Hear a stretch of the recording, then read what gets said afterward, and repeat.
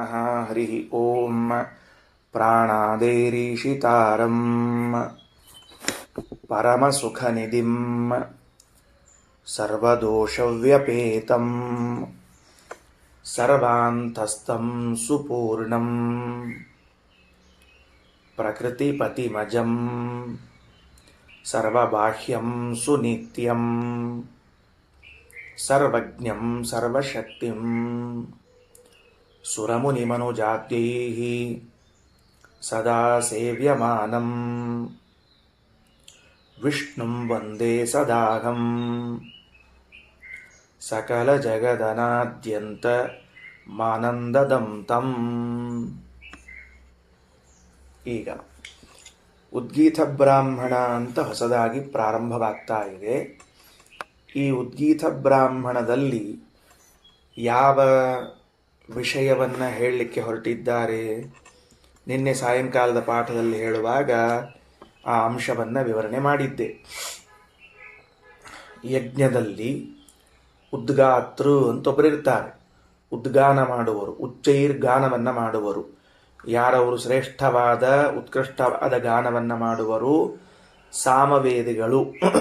ಸಾಮವೇದವನ್ನು ಚೆನ್ನಾಗಿ ಬಲ್ಲವರು ಸಾಮಗಾಯನವನ್ನು ಮಾಡುವಂಥವರಿರ್ತಾರೆ. ಆ ಸ್ಥಳದಲ್ಲಿ ಯಾರು ಕುಳಿತುಕೊಳ್ಳಬೇಕು?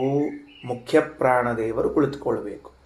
ಆದ್ದರಿಂದ ಹಿಂದೆ ಆ ಮುಖ್ಯ ಪ್ರಾಣದೇವರ ಕಥೆಯನ್ನು ಹೇಳ್ತಾ ಇದ್ರು. ಪರಮಾತ್ಮನಿಂದ ವಾಯುದೇವರು ಹುಟ್ಟಿದರು, ಅವರ 3 ರೂಪಗಳು 4 ರೂಪಗಳು ಅಂತ ತಿಳಿಸಿಕೊಟ್ರು.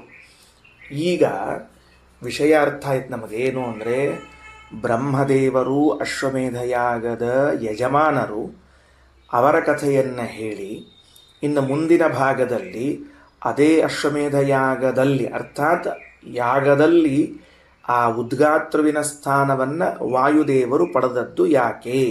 ಅದು ಅಶ್ವಮೇಧ ಯಾಗವೂ ಇರಬಹುದು, ಇನ್ನಿತರ ಯಾವುದೇ ಯಾಗ ಇರಬಹುದು. ಒಟ್ಟಾರೆ ಯಜ್ಞ ಅಂತ ಕರೆದಾಗ 4 ವೇದಗಳಿಗೆ ಸಂಬಂಧಪಟ್ಟಂಥ ಒಬ್ಬೊಬ್ಬ ಪುರೋಹಿತರು ಇದ್ದಂತೆ ಸಾಮವೇದಕ್ಕೆ ಸಂಬಂಧಪಟ್ಟಂತೆ ಸಾಮವೇದವನ್ನು ಗಾಯನ ಮಾಡುವ ಸಾಮರ್ಥ್ಯ ಅದು ವಾಯುದೇವರಲ್ಲಿಯೇ ಇದೆ.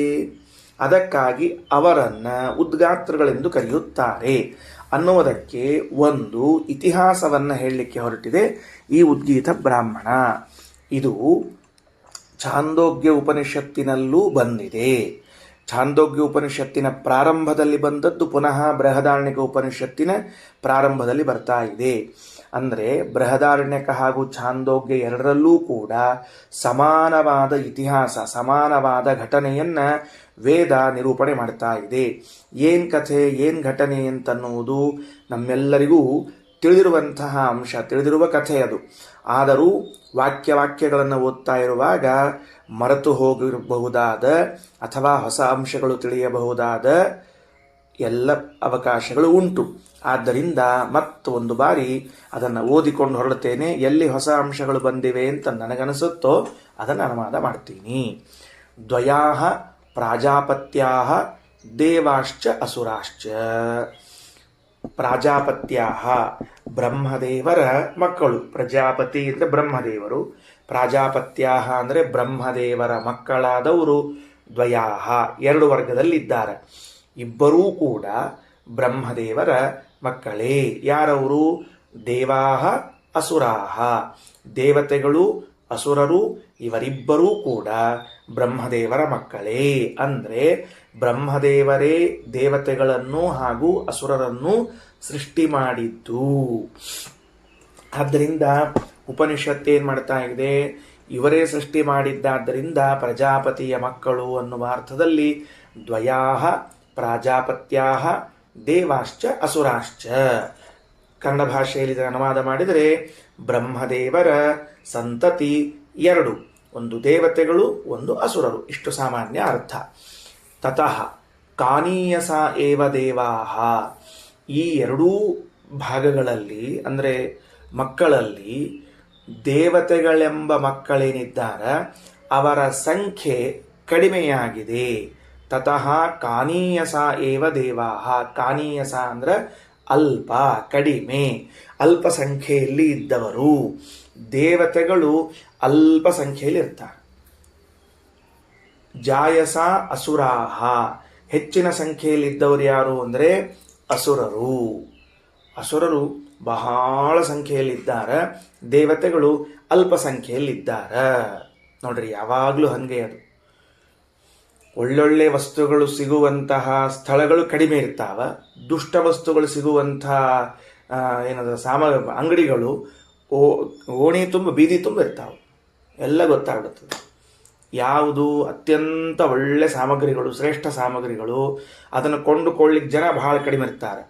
ದುಷ್ಟ ವಸ್ತುಗಳನ್ನು ಕೊಂಡುಕೊಳ್ಳಿಕ್ಕೆ ಜನ ಸಿಕ್ಕಾಪಟ್ಟೆ ಇರ್ತಾರೆ. ಅದರಿಂದ ಏನಾಯಿತು ಅಂದ್ರೆ ಜಾಯಸ ಅಸುರಾಹ. ಅದಕ್ಕೆ ಒಂದು ಮಾತು ಬರ್ತದೆ, ಪ್ರಾಯ ಇಲ್ಲಿದೆ ಇರಬೇಕದು, ಮುಂದೆಲ್ಲೂ ಬರಬಹುದು. ಅಸುರ ಬಹುಲ ಯಸ್ಮಾತ್ ತಸ್ಮಾನ್ನ ಜನತಾಮಿಯಾತ್ ಅಂತ ಒಂದು ವಾಕ್ಯ. ಇದನ್ನು ಆ ಬಾರಿಯೂ ಹೇಳುವಾಗ ಹೇಳಿದ್ದೇನೆ ಅಂತ ನನಗೆ ಅನಿಸಿಕೆ, ಈಗೂ ಹೇಳ್ತಾ ಇದ್ದೀನಿ. ಏನು ಅಂದರೆ, ಎಲ್ಲಿ ಜನಸಮ್ಮರ್ದ ಸೇರಿರ್ತದೆ ನೋಡ್ರಿ, ಬಹಳಷ್ಟು ಜನ ಸೇರಿರ್ತಾರಲ್ಲ, ಅಲ್ಲಿ ಸಾಧಕ ನೆನೆಸಿಕೊಂಡ ವ್ಯಕ್ತಿ ಹೋಗಬಾರದು. ನನಗೆ ಸಾಧನೆ ಮಾಡಬೇಕಾಗ್ಯದ ಅಂತ ಅಂದುಕೊಂಡವ ಗುಂಪಿನ ಜೊತೆಗೆ ಸೇರ್ಲಿಕ್ಕೆ ಹೋಗಬಾರ್ದು. ಯಾಕೆ ಗುಂಪಿನ ಜೊತೆಗೆ ಸೇರಬಾರ್ದು ಅಂದ್ರೆ, ಅಸುರಾಹ ಬಹುಲಾಹ ಯಸ್ಮಾತ್, ಅಸುರರು ಬಹಳ ಸಂಖ್ಯೆಯಲ್ಲಿ ಇದ್ದದ್ದರಿಂದ ಎಲ್ಲಿ ಗುಂಪು ಸೇರಿರ್ತದೋ ಅಲ್ಲಿ ಅಸುರರ ಸಂಖ್ಯೆ ಇರಬಹುದು, ಪ್ರವೇಶ ಮಾಡಿರಬಹುದು, ಅಸುರರು ಬಹಳ ಜನ ಇರಬಹುದು.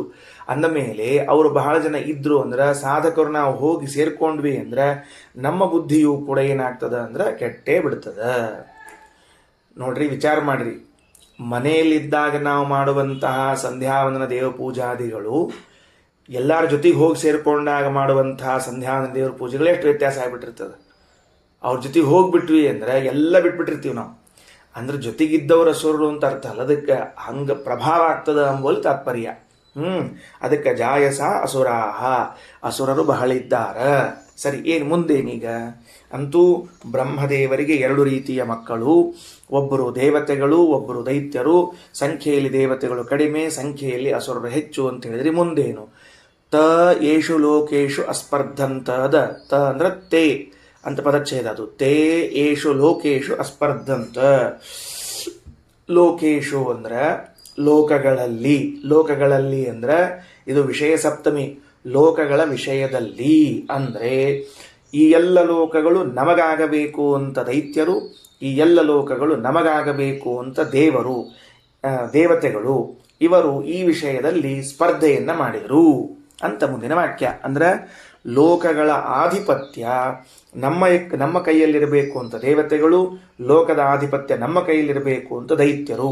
ಈ ವಿಷಯದಲ್ಲಿ ಜಗಳ ಆಯಿತು, ಸ್ಪರ್ಧೆ ಆಗಿಬಿಡ್ತು, ಯುದ್ಧವೇ ಆಗೋಯ್ತು. ಗೊತ್ತಾಯ್ತಾ? ಅಂದರೆ ಬ್ರಹ್ಮದೇವರ ಮಕ್ಕಳಾಗಿರುವಂತಹ ದೇವತೆಗಳು, ದೈತ್ಯರು, ಇವರಿಬ್ಬರ ಮಧ್ಯದಲ್ಲಿ ಯಾವ ವಿಷಯಕ್ಕಾಗಿ ಕಾದಾಟ ಆಯಿತಪ್ಪ ಅಂತ ಕೇಳಿದ್ರೆ, ಲೋಕಗಳ ಆಧಿಪತ್ಯ ನಮ್ಮ ಕೈಯಲ್ಲಿರಬೇಕು ಅನ್ನೋದಕ್ಕೆ ಕಾದಾಟವಾಯಿತು. ವಿಚಾರ ಮಾಡ್ರಿ, 14 ಲೋಕಗಳೇನು ನಮಗೆ ಕಣ್ಮುಂದೆ ಬರ್ತದೆ ಅಥವಾ ಅದನ್ನು ಕೇಳಿರ್ತೀವಿ, ಒಂದು ಇಷ್ಟಿಷ್ಟು ಅಂತ ಒಂದು ಲೋಕಗಳು. ಈ ಎಲ್ಲ ಲೋಕಗಳ ಆಧಿಪತ್ಯ ಅಂತನ್ನುವುದು ದೇವತೆಗಳ ಕೈಯಲ್ಲಿದ್ದರೆ ಈ ಲೋಕಗಳು ಹೇಗೆ ನಡ್ಕೊಂಡು ಹೋಗ್ತಾವ, ಇದು ಅಸುರರ ಕೈಯಲ್ಲಿದ್ದರೆ ಹೇಗೆ ನಡ್ಕೊಂಡು ಹೋಗ್ತಾವ ಅನ್ನೋದಕ್ಕೆ ದೃಷ್ಟಾಂತ ಭಾರತದಲ್ಲಿರುವಂತಹ ಏನು ರಾಜ್ಯಗಳವ, ಆ ರಾಜ್ಯಗಳಿಗೇನು ಮಂತ್ರಿಗಳಿದ್ದಾರೆ, ಆ ಎಂಥವರ ಕೈಯಲ್ಲಿದ್ದದಕ್ಕೆ ರಾಜ್ಯದ ಸ್ಥಿತಿ ಏನಾಗಿದೆ ಅಂತ ತಿಳ್ಕೊಂಡ್ರೆ ದೇವತೆಗಳ ಕೈಯಲ್ಲಿರಬೇಕು ಅಸುರರ ಕೈಯಲ್ಲಿರಬೇಕು ಅನ್ನೋದು ಸ್ಪಷ್ಟವಾಗ್ತದೆ. ಅಂದರೆ ಪ್ರತ್ಯಕ್ಷ, ಇದು ಏನೋ ಕೇಳಿದ್ದಲ್ಲ. ಮತ್ತೆ ಅಂದ ಮೇಲೆ ಇದಕ್ಕೇನು ಕರೀತಾರೆ? 14 ಲೋಕಗಳ ಐಶ್ವರ್ಯ, ಒಡೆತನ, ಪ್ರಭುತ್ವ ಯಾರಿಗೆ ಸಿಗಬೇಕು ಅಂತನ್ನುವ ಒಂದು ಹೊಡೆದಾಟ. ಈ ಹೊಡೆದಾಟದಲ್ಲಿ ದೇವತೆಗಳಿಗೆ ಪರಾಜಯವಾಯಿತು. ಉಪನಿಷತ್ತು ಹೇಳಿಕೆ ಏನೋ ಸಂಕೋಚ ಮಾಡಿಕೊಳ್ಳುವುದಿಲ್ಲ, ಪರಾಜಯಗೊಂಡು ಬಿಟ್ಟರು ದೇವತೆಗಳು.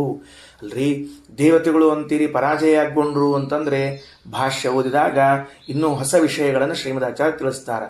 ಆಗ ದೇವತೆಗಳೇನು ವಿಚಾರ ಮಾಡಿದರು? ಪರಾಜಯಗೊಂಡ ಮೇಲೆ ದೇವತೆಗಳು ಹತಾಶರಾಗಿ ನಿರ್ವಿಣ್ಣರಾಗಿ ಕುಳಿತು ಬಿಟ್ರೆ ಹೇಗೆ? ಅವರು ಪರಾಜಯಗೊಂಡ ಮೇಲೆ ಈ ಪರಾಜಯವನ್ನ, ಈ ಸೋಲನ್ನ ಗೆಲುವಿನಲ್ಲಿ ಬದಲಾಯಿಸುವುದು ಹೇಗೆ ಅಂತ ಮತ್ತೆ ಆಲೋಚನೆ ಮಾಡ್ಲಿಕ್ಕೆ ಶುರು ಮಾಡಿದರು. ನೋಡಿ, ಅದಕ್ಕೆ ಅವ್ರನ್ನ ದೇವತೆಗಳು ಅಂತ ಕರೆಯೋದು.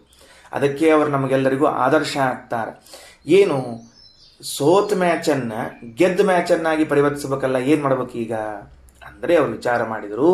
ತೇಹ ದೇವಾಹ ಊಚುಹು ಹಂತ ಅಸುರಾನ್ ಯಜ್ಞೆ ಉದ್ಗೀತೇನ ಅತ್ಯಯಾಮೇತಿ. ತೇಹ ದೇವಾಹ ಆ ದೇವತೆಗಳು ಊಚುಹು ಮಾತನಾಡಿಕೊಂಡ್ರು. ಯಾರನ್ನ? ಪರಸ್ಪರವಾಗಿ ತಾವಾಗಿ ಮಾತಾಡಿಕೊಂಡ್ರು. ಏನು ಮಾಡೋಣಂತೀರೀಗ? ಏನು ಮಾಡೋಣಂತೀರಿ? ನಿಮ್ಮ ಅಭಿಪ್ರಾಯ ಏನು, ನಿಮ್ಮ ಅಭಿಪ್ರಾಯ ಏನು ಅಂತ ತಾವಾಗಿ ಪರಸ್ಪರವಾಗಿ ಮಾತುಗಳನ್ನು ಆಡಿಕೊಂಡು ಒಂದು ನಿರ್ಧಾರಕ್ಕೆ ಬಂದರು. ಏನು ನಿರ್ಧಾರಕ್ಕೆ ಬಂದರು ಅಂದರೆ, ಯಜ್ಞದಲ್ಲಿ ಉದ್ಗೀತೇನ ಉದ್ಗಾನವನ್ನು ಮಾಡುವಂತಹ ವ್ಯಕ್ತಿಯ ಮೂಲಕ ದೈತ್ಯರನ್ನ ಅತ್ಯಯಾಮೇತಿ ಗೆದ್ದು ಬಿಡೋಣ ಅಂತ ಹೇಳಿದರು. ಅಂದ್ರೆ ಯಜ್ಞ ಮಾಡಿ ಭಗವಂತನನ್ನ ಆರಾಧನಾ ಮಾಡಿ ಭಗವಂತನ ಅನುಗ್ರಹದಿಂದ ನಾವು ಈ ಯುದ್ಧವನ್ನು ಗೆಲ್ಲೋಣ ಅಂತ ಮತ್ತೆ ಸಂಕಲ್ಪವನ್ನು ಮಾಡ್ತಾ ಇದ್ದಾರೆ. ಇಷ್ಟು ಮಂತ್ರದ ಅಭಿಪ್ರಾಯ. ಭಾಷ್ಯವನ್ನು ತಗೊಳ್ರಿ. ದ್ವಯಾ ಬ್ರಹ್ಮಸುತಾಸ್ತತ್ರ ದೈತ್ಯೇಯ ಬಹವ ಸ್ಮೃತಾ. ಬ್ರಹ್ಮಸುತಾ ದ್ವಯಾ ಎರಡು ರೀತಿ ಇದ್ದಾರೆ. ತತ್ರ ಆ ಎರಡು ರೀತಿ ಇದ್ದವರಲ್ಲಿ ದೈತ್ಯೇಯ ದ್ವಿತೀಯ ಮಕ್ಕಳೆನಿಸಿಕೊಂಡಿರುವಂತಹ ದೈತ್ಯರು ಬಹವ ಸ್ಮೃತಾ ಬಹಳಷ್ಟಿದ್ದಾರೆ. ತಮೋರೂಪಾ ನೆನಪಿಟ್ಟುಕೊಳ್ಳ್ರಿ. ಅವರೆಲ್ಲರೂ ಎಂಥವರು ಅಂದರೆ ಆಚಾರ್ಯರೊಂದು ಹೊಸ ವಿಶೇಷಣ ಕೊಟ್ಟರು. ತಮೋರೂಪರು. ತಮೋಗುಣ ಮೂರ್ತಿಯನ್ನು ತಾಳಿಕೊಂಡು ಬಂದಿದ್ರೆ ಹೆಂಗಿರ್ಬೇಕು ಹಂಗಿದ್ದಾರೆ ಅವರು. ಗೊತ್ತಾತಿಲ್ಲೋ ಏನಂತಾರ ಅಂಥೇಳಿ. ತಮೋರೂಪಾ ಅಥವಾ ಹಿಂಗರ್ಥ. ಇನ್ನೊಂದು ಅರ್ಥವನ್ನು ಮಾಡಬೇಕು. ತಮೋರೂಪ ಅನ್ನೋದಕ್ಕೆ ಮತ್ತೇನು ಅರ್ಥ ಮಾಡ್ಲಿಕ್ಕೆ ಬರ್ತದ ಅಂದ್ರೆ, ತಮಸ್ಸಿನಿಂದ ಉತ್ಪನ್ನವಾಗುವಂತಹದ್ದು ಯಾವುದು? ಅಜ್ಞಾನ ಮತ್ತು ವಿಪರೀತ ಜ್ಞಾನ. ಅಜ್ಞಾನ ಮತ್ತು ತಮೋಗುಣದಿಂದ ಅಜ್ಞಾನ ವಿಪರೀತ ಜ್ಞಾನಗಳ ಜನ್ಮವಾಗ್ತದೆ. ಅಂದ ಮೇಲೆ ಅಂಥ ಅಜ್ಞಾನ ವಿಪರೀತ ಜ್ಞಾನಗಳ ಸ್ವರೂಪ ಯಾರು ಅಂತ ಕೇಳಿದ್ರೆ ಈ ದೈತ್ಯರು. ಅಷ್ಟು ಚಂದಿದ್ರಂಥವ್ರು ದೈತ್ಯರೆಲ್ಲ. ನೋಡ್ರಿ ಎಷ್ಟು ಚಂದ ಇದ್ರು ಅಂದ್ರೆ, ನೋಡಿದ್ರೆ ಕೆಲವರು ಅಂತಿರ್ತಾರಲ್ಲ, ನೋಡಿದ್ರೆ ಆ ಮೂಲ ವಸ್ತುನೇ ನಾಚಿಕೊಂಡು ಹೋಗ್ಬೇಕು ಅಂತ ತಿಳ್ಕೊಂಡು ಅಷ್ಟು ಚಂದ್ರ ಇದ್ದಂತೆ ಇವರೆಲ್ಲ. ತಮೋ ಗುಣದಿಂದ ಹುಟ್ಟುವಂತಹ, ನೋಡಿದರೆ ಈ ಅಸುರರು ತಮೋಗುಣ ಸ್ವರೂಪರೇ ಅಂತ ಕಾಣಿಸ್ತಿದ್ರು, ಅಥವಾ ತಮೋಗುಣದಿಂದ ಹುಟ್ಟುವಂತಹ ಅಜ್ಞಾನ ಅಥವಾ ವಿಪರೀತ ಜ್ಞಾನದ ಸ್ವರೂಪರಾಗಿದ್ದಾರೆ. ಇನ್ನು ಸತ್ವರೂಪಾ ಅಲ್ಪಸಂಖ್ಯಾ ಸುರಾಹ ಸ್ಮೃತಾ. ಸುರಾಹ ಈ ದೇವತೆಗಳೇನಿದ್ದಾರೆ ಎರಡನೇದವರು ಅಲ್ಪಸಂಖ್ಯಾ, ಮೊದಲನೆಯದ್ದು ಸಂಖ್ಯೆಯಲ್ಲಿ ಕಡಿಮೆ ಇದ್ದಾರೆ. ಮತ್ತು ಸತ್ವರೂಪ ಅಂದರೆ ಸತ್ವಗುಣವೇ ಮೂರ್ತಿಮಂತವಾಗಿ ಬಂದಿದೆ ಏನೋ ಅನ್ನುವಂತೆ ಇದ್ದಾರೆ. ಸತ್ವಗುಣದ ಕೆಲಸ ಏನು ಅಂದರೆ ಪ್ರಕಾಶ, ಜ್ಞಾನ, ಚಕಚಕ ಅಂತಿರುವುದು, ಉತ್ಸಾಹದಿಂದಿರುವುದು, ಇವೆಲ್ಲವೂ ಕೂಡ ಎದರದ ಅಂತ ಕೇಳಿದ್ರೆ ಮತ್ತು ಸತ್ವಗುಣದ್ದಾಗಿರುವಂತಹದ್ದಾಗಿದೆ. ಸರಿ, ಮುಂದೆ ಬಹುತ್ವಾತ್ ತೈರ್ಜಿತಾ ದೇವಾ. ಅವರ ಸಂಖ್ಯೆ ಬಹಳ ಇದ್ದದರಿಂದ, ಯಾರ ಸಂಖ್ಯೆ? ದೈತ್ಯರ ಸಂಖ್ಯೆ ಬಹಳ ಇದ್ದದರಿಂದ ತೈಹಿ ಆ ದೈತ್ಯರಿಂದ ದೇವಾಹ ಜಿತಾಹ ದೇವತೆಗಳು ಸೋತರು. ಅಂದ್ರೆ ದೈತ್ಯರು ಗೆದ್ರು ಅಂತ ಹೇಳ್ಬೇಕಾಗ್ಯದ. ಸರಿ ಆಯ್ತಾ? ಅಂದ್ರೆ ದೇವತೆಗಳು ಸೋಲಿಕ್ಕೆ ಒಂದು ಕಾರಣ ಯಾವುದಾಯಿತು? ಸಂಖ್ಯಾ ಬಾಹುಲ್ಯ. ಎರಡನೇದ್ದು ಶಂಕರಸ್ಯ ವರೇಣಚ, ರುದ್ರದೇವರ ವರ ಇತ್ತು. ಇದು ಮಹಾಸಂಹಿತ ಎಂಬ ಗ್ರಂಥ. ಮುಂದೆ ಕೊನೆ ಕೊಡ್ತಾರೆ ಶ್ರೀಮದಾಚಾರ್ಯ 4-8 ಪುಟ ತಿರುಗಿಸಿದ ಮೇಲೆ. ಮಹಾಸಂಹಿತ ಎಂಬ ಗ್ರಂಥದ ವಾಕ್ಯವನ್ನ ಪ್ರಮಾಣವಾಗಿ ಉದಾಹರಿಸಿ ಉದ್ಗೀತ ಬ್ರಾಹ್ಮಣವನ್ನು ವ್ಯಾಖ್ಯಾನ ಮಾಡಲಿಕ್ಕೆ ಶ್ರೀಮದಾಚಾರ್ಯರು ಏನಂತಾರ? ಶಂಕರಸ್ಯ ವರೇಣಚ, ರುದ್ರದೇವರ ವರದಿಂದಾಗಿ ಅಂತ ಮತ್ತೊಂದು ಹೇಳಿದರು. ಹಾಗಾದರೆ ಇಷ್ಟಭಿಪ್ರಾಯ, ದೇವತೆಗಳು ದೈತ್ಯರಿಂದ ಪರಾಜಯವನ್ನು ಹೊಂದಲು ಮೊದಲನೇ ಕಾರಣ ಸಂಖ್ಯಾಬಾಹುಲ್ಯ, ಬಹಳ ಸಂಖ್ಯೆ ಇದೆ. ಎರಡನೇ ಕಾರಣ ಯಾವುದು ಅಂತ ಕೇಳಿದರೆ ದೈತ್ಯರೆಲ್ಲರಿಗೂ ಕೂಡ ಶಿವನ ವರವಿದೆ.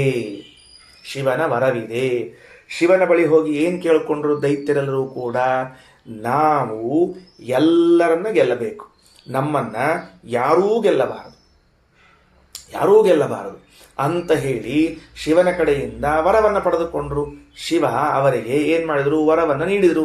ವರವನ್ನು ನೀಡಿದಾಗ ಏನಾಯ್ತು ವಿಚಾರ ಮಾಡ್ರಿ. ಶಿವ ವರಪ್ರದಾನವನ್ನ ಮಾಡಿದ್ದಕ್ಕಾಗಿ ದೇವತೆಗಳನ್ನೆಲ್ಲರನ್ನೂ ಕೂಡ ಅವರು ಗೆದ್ದು ಬಿಟ್ಟರು. ಭಾರಿ ಆಶ್ಚರ್ಯ ಅಲ್ಲ? ರುದ್ರದೇವರ ವರದಿಂದಲೇನೆ ಏನ್ ಮಾಡ್ಕೊಂಡ್ರು? ಯಾರನ್ನು ಗೆದ್ರು? ರುದ್ರದೇವರ ವರದಿಂದಲೇನೆ ಎಲ್ಲಾ ದೇವತೆಗಳನ್ನ ಗೆದ್ರು. ಹಾಗಾದ್ರೆ ಇಲ್ಲಿ ಎಷ್ಟು ಅಂಶ? ದೈತ್ಯರು ಎಷ್ಟು ಬುದ್ಧಿವಂತರಿದ್ದಾರೆ ಅಂದ್ರೆ, ನಾವು ನಮ್ಮ ಸ್ವಭಾವದಿಂದ ನಮ್ಮ ಸಾಮರ್ಥ್ಯದಿಂದ ದೇವತೆಗಳನ್ನು ಗೆಲ್ಲಲಾರೆವು. ಸಂಖ್ಯಾಬಾಹುಲ್ಯ ಇದ್ರೆ ಗೆಲ್ಲಬಹುದೋ ಏನೋ, ಕದಾಚಿತ್ ಸಂಖ್ಯಾಬಾಹುಲ್ಯವು ಕೆಲಸಕ್ಕೆ ಬರೋದಿಲ್ಲ. ಅದಕ್ಕೆ ನಾವೇನು ಮಾಡಬೇಕು ಅಂದ್ರೆ ವರ ಪಡಿಬೇಕು. ಯಾರಿಂದ ವರ ಪಡಿಬೇಕು ಅಂದ್ರೆ ದೇವತೆಗಳಲ್ಲಿ ಉತ್ತಮರೆನಿಸಿಕೊಂಡಿರುವಂತಹ ರುದ್ರದೇವರಿಂದ ವರ ಪಡೆದುಕೊಂಡು ಯಾರನ್ನ ಗೆಲ್ಲಬೇಕು ಅಂದ್ರೆ ಅದೇ ದೇವತೆಗಳನ್ನು ಗೆಲ್ಲಬೇಕು ಅಂತ ತಿಳಿದುಕೊಂಡು ರುದ್ರದೇವರಾದರೂ ಕೂಡ ಏನು ಮಾಡಿದರು ಅಂದ್ರೆ ದೈತ್ಯರಿಗೆ ವರ ಕೊಟ್ಟರು ರುದ್ರದೇವರು. ಯಾಕೆ ಕೊಟ್ಟರು ಮುಂದೆ ಭಾಗ ಹೋದ್ಮೇಲೆ ಗೊತ್ತಾಗ್ತದೆ. ರುದ್ರದೇವರು ಯಾಕೆ ವರ ಕೊಟ್ಟರು ಅನ್ನೋದಕ್ಕೆ ಮುಂದೆ ಹೋದ್ಮೇಲೆ ಗೊತ್ತಾಗ್ತದೆ. ಅಂತೂ ದೇವಾಹ ಶಂಕರಸ್ಯ ವರೇಣ ಚ. ಸರಿ, ಈಗೇನಾಯಿತು, ಉದ್ಗೀತ ಬ್ರಾಹ್ಮಣದ ಪ್ರಾರಂಭದಲ್ಲಿ ದೇವತೆಗಳಿಗೂ ದೈತ್ಯರಿಗೂ ಘೋರವಾದ ಕದನವಾಯಿತು. ಯಾವ ವಿಷಯದಲ್ಲಿ? 14 ಲೋಕಗಳ ಆಧಿಪತ್ಯ, ಲೋಕಾಧಿಪತ್ಯ ನಮ್ಮ ಕೈಯಲ್ಲಿರಬೇಕು, ಲೋಕಾಧಿಪತ್ಯ ನಮ್ಮ ಕೈಯಲ್ಲಿರಬೇಕು ಎಂಬ ವಿಷಯದಲ್ಲಿ ದೇವದಾನವರಿಗೆ ಯುದ್ಧವಾಯಿತು.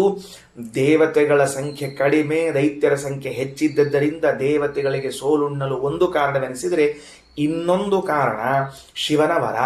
ರುದ್ರದೇವರ ಮಾತು ಎಷ್ಟು ಪ್ರಬಲವಾಗಿತ್ತು ಅಂದ್ರೆ ಯಾವುದೇ ದೇವತೆಗಳು ದೈತ್ಯರನ್ನು ಗೆಲ್ಲಿಕ್ಕಾಗಲಿಲ್ಲ. ಈ ಸಂದರ್ಭದಲ್ಲಿ ದೇವತೆಗಳೇನು ವಿಚಾರ ಮಾಡಿದರು ಅಂತಂದ್ರೆ, ನಾವು ಹೇಗೆ ಗೆಲ್ಲಬೇಕಾಗಿದ್ರೆ ವಿಚಾರ ಮಾಡ್ರಿ, ಪರಿಸ್ಥಿತಿ ಕೆಟ್ಟದ, ಸೋತ್ ಹೋಗ್ಯಾರ, ಗೆಲ್ಬೇಕು ಹೆಂಗ ಅಂದ್ರೆ ಮತ್ತೆ ಪ್ರಯತ್ನ ಮಾಡೋಣವಾ? ಏನ್ ಪ್ರಯತ್ನ? ಪ್ರಯತ್ನದಲ್ಲಿ 2 ಪ್ರಯತ್ನವ. ಒಂದು ಪೌರುಷ, ಎರಡನೆಯದ್ದು ದೈವ. ಅಂದರೆ ಪುರುಷ ಪ್ರಯತ್ನದಿಂದಾಗಿ ಮಾಡಬೇಕಾದದ್ದೊಂದಾದರೆ ದೈವಾನುಗ್ರಹದಿಂದ ಸಂಪಾದನೆ ಮಾಡಬೇಕಾದದ್ದು ಮತ್ತೊಂದು. ಈಗ ದೇವತೆಗಳು ಪುರುಷ ಪ್ರಯತ್ನವನ್ನ ಮಾಡಿ ಪರಾಜಿತರಾಗಿದ್ದಾರೆ. ಹಾಗಾದರೆ ಅವರಂದ್ರು ಇನ್ನು ಮತ್ತೊಮ್ಮೆ ಪುರುಷ ಪ್ರಯತ್ನ ಮಾಡುವುದರಲ್ಲಿ ಏನೂ ಅರ್ಥ ಉಳಿದಿಲ್ಲ. ಯಾಕ? ಈ ಹಿಂದೆ ಪುರುಷ ಪ್ರಯತ್ನವನ್ನ ಮಾಡಿದಾಗ ಏನು ರಿಸಲ್ಟ್ ಬಂದದ, ಏನು ಫಲಿತಾಂಶ ಬಂದಿದೆ, ಅದೇ ಫಲಿತಾಂಶ ಬರ್ತದ. ಬೇರೆ ಹೆಂಗೆ ಬರ್ಲಿಕ್ಕೆ ಸಾಧ್ಯ ಅದ? ನಿನ್ನೆ ಊಟ ಮಾಡಿದಾಗ ಏನಾಗಿದೆಯೋ ಇವತ್ತು ಊಟ ಮಾಡಿದಾಗಲೂ ಕೂಡ ಅಷ್ಟೇ ಆಗೋದು. ಮತ್ತೇನು ಬೇರೆ ಏನಾಗಬೇಕಾಗಿದೆ? ಏನು ಬೇರೆ ನಿನ್ನೆ ಊಟ ಮಾಡಿದ್ದಕ್ಕೆ ದೇಹದೊಳಗೆ ರಕ್ತ ಮಾಂಸಗಳು ಬೆಳ್ಕೊಂಡಾವ, ಇವತ್ತು ಊಟ ಮಾಡಿದ್ದಕ್ಕೆ ಕೋಡು ಬೆಳಿತಾವ ಅಂತ ಹಿಂಗೇನ್ರ ಆಗಿದ್ದಿದ್ರೆ ಹುಟ್ಟಿದ್ದ ಎಂದಿಂದ ಊಟ ಮಾಡ್ಲಿಕ್ಕೆ ಶುರು ಮಾಡಿ ಎಂದಿಂದ ಇಲ್ಲಿ ತನಕನೂ ನಮಗೆ ಎಷ್ಟೆಷ್ಟು ಕೋಡು, ಬಾಲ, 4 ಕೈ, 8 ಕೈ ಬೆಳಿಬೇಕಾಗಿತ್ತು. ಹಂಗಾರ ಹೆಚ್ಚಿಂದೇನಾಗುವುದೇ ಇಲ್ಲ, ಹೊಸದೇನಾಗುವುದೇ ಇಲ್ಲ. ಹಾಗಾದರೆ ನಿನ್ನೆ ಉಂಡ್ರು ಮೊನ್ನೆ ಉಂಡ್ರು, ನಿನ್ನೆ ಮಲಗಿದ್ರು ಆಗಿದ್ದು ಸಮಾನ ಕಥೆ ಅಂತಂದ ಮೇಲೆ ಮತ್ ಅದನ್ನು ಯಾಕೆ ಮಾಡಬೇಕು ಅಂತ ದೇವತೆಗಳು ಪುರುಷ ಪ್ರಯತ್ನದಿಂದಾಗಿ ನಾವು ದೈತ್ಯರನ್ನ ಗೆಲ್ಲಿಕ್ಕೆ ಹೋದಾಗ ಆಗಿಲ್ಲ ಅಂತಾದಾಗ ಮತ್ತೊಮ್ಮೆ ಪುರುಷ ಪ್ರಯತ್ನ ಮಾಡುವಕ್ಕಿಂತಲೂ ಈಗ ದೈವಾನುಗ್ರಹವನ್ನು ಸಂಪಾದನೆ ಮಾಡುವುದು ಒಳ್ಳೆಯದು. ಲೋಕಕ್ಕೆ ಪಾಠ ದೇವತೆಗಳು ಮಾಡಿಕೊಟ್ಟದ್ದು ಏನು? ನಿಮ್ಮ ಪ್ರಯತ್ನದ ಜೊತೆಗೆ ದೈವಾನುಗ್ರಹ ಇರಬೇಕು. ಬರೇ ದೈವಾನುಗ್ರಹ ಸಾಲೋದಿಲ್ಲ, ಗುರು ಅನುಗ್ರಹವೂ ಇರಬೇಕು ಅಂತ ಮುಂದೆ ಹೇಳವರು ಇದ್ದಾರೆ. ಗುರು ಅನುಗ್ರಹವೂ ಬೇಕು ಅಂತ. ಹಾಗಾದರೆ ದೈವಾನುಗ್ರಹ, ಗುರು ಅನುಗ್ರಹಗಳಿದ್ದು ಪುರುಷ ಪ್ರಯತ್ನವನ್ನ ಮಾಡಿದಾಗ ಸರಿಯಾದ ಫಲಿತಾಂಶ ಬರ್ತದ, 100% ರಿಸಲ್ಟ್ ಬರ್ತದ ಅಂತನ್ನೋದು ದೇವತೆಗಳ ವಿಶ್ವಾಸ. ಅದಕ್ಕನುಗುಣವಾಗಿ ಅವರು ಪ್ರಯತ್ನವನ್ನ ಮಾಡ್ತಾರೆ. ಭಾಷ್ಯದ ಮುಂದಿನ ವಾಕ್ಯ, ಯಜ್ಞೇನ ವಿಷ್ಣುಂ ಅಭ್ಯರ್ಚ್ಯ. ಯಜ್ಞದಿಂದ ಭಗವಂತನ ಪೂಜೆಯನ್ನ ಮಾಡೋಣ. ನಾನಾ ತರಹದ ಭಗವಂತನ ಪೂಜೆಗಳು, ಅದರಲ್ಲಿ ಯಜ್ಞದಿಂದ ಭಗವಂತನ ಪೂಜೆಯನ್ನ ಮಾಡೋಣ. ತತ್ರ, ಹೌದು, ನೀವಾಗಿಯೇ ಭಗವಂತನ ಪೂಜೆಯನ್ನು ಯಜ್ಞದಿಂದ ಮಾಡಿಬಿಡ್ತೀರಾ ಅಂದ್ರೆ ಇಲ್ಲ. ಆ ಯಜ್ಞದಲ್ಲಿ ಉದ್ಗಾತ್ರ ಬಲೇನ, ಮುಖ್ಯವಾಗಿ ಒಬ್ಬ ಉದ್ಗಾತ್ರ ಅಂತಿರ್ತಾನ, ಅವನ ಬಲದಿಂದಲೇನೆ ಜಯಾಮ ಏನಾನ್ ಇತಿ ಸ್ಮೃತ್ವ, ಈ ದೈತ್ಯರನ್ನ ಗೆಲ್ಲೋಣ. ಹಾಗಾದ್ರೆ ಇಡಿಯಾದ ಯಜ್ಞದ ಭಾರ ಯಾರ ಮೇಲೆ ಕೂತುಕೊಂಡದ? ಉದ್ಗಾತ್ರವಿನ ಮೇಲೆ ಕೂತದ.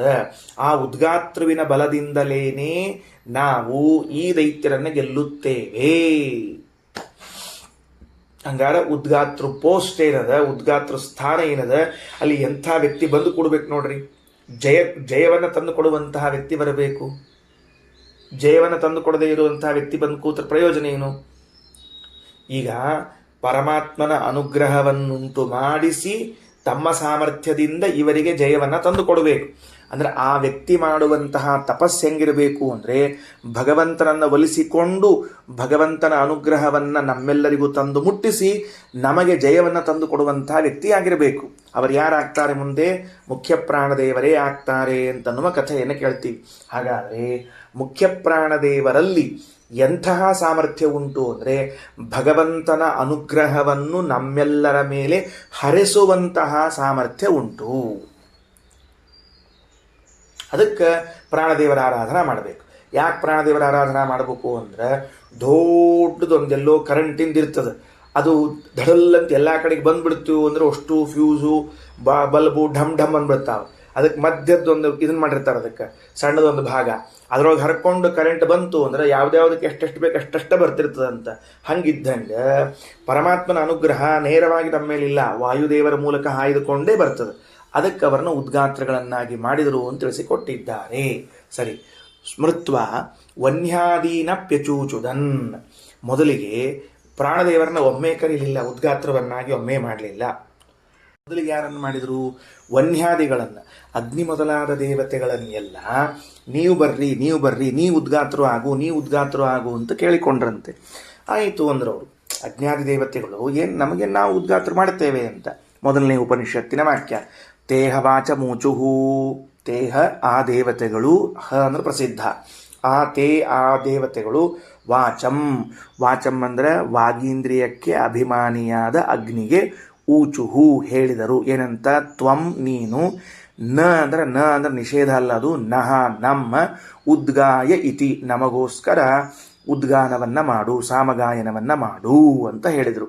ಅಂದರೆ ನೀವು ಉದ್ಗಾತ್ರ ಸ್ಥಾನದಲ್ಲಿದ್ದು ಸಾಮಗಾನವನ್ನು ಮಾಡಪ್ಪ ಅಂತ ಕೇಳಿಕೊಂಡಾಗ ತಥಾ ಇತಿ ಹಾಗೇ ಆಗಲಿ ಎಂದು, ತಥಾ ಇತಿ ಹಾಗೇ ಆಗಲಿ ಎಂದು ತೇಭ್ಯ ವಾಕ್ ಉದಗಾಯತ ಅವರಿಗೋಸ್ಕರ ವಾಗಭಿಮಾನಿಯಾದ ಅಗ್ನಿಯು ಸಾಮಗಾಯನವನ್ನು ಮಾಡಿದರು, ಉದ್ಗಾನವನ್ನು ಮಾಡಿದರು. ಅದರಿಂದ ಏನಾಯಿತು? ಉದ್ಗಾನವನ್ನು ಮಾಡಿದಾಗ ಏನಾಯಿತು? ಯೋ ವಾಚಿ ಭೋಗ ತಂ ದೇವೇಭ್ಯ ಅಗಾಯತ. ಅದಕ್ಕೆ ಅದು ಪುಣ್ಯ ಬಂತು. ಸಾಮಗಾನ ಮಾಡಿದಾಗ ಒಳ್ಳೆ ಪುಣ್ಯ ಬಂತು. ಏನು ಪುಣ್ಯ ಬಂತಪ್ಪ ಅಂತಂದರೆ ಅದಕ್ಕೆ ಉತ್ತರ ಕೊಡ್ತಾರೆ. ಯೋ ವಾಚಿ ಭೋಗ,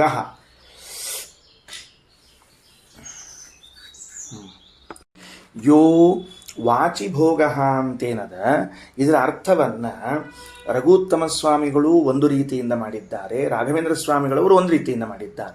ಏನು?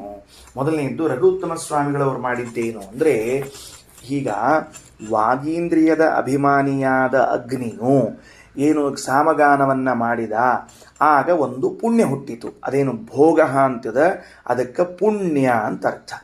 ಏನು ಪುಣ್ಯ?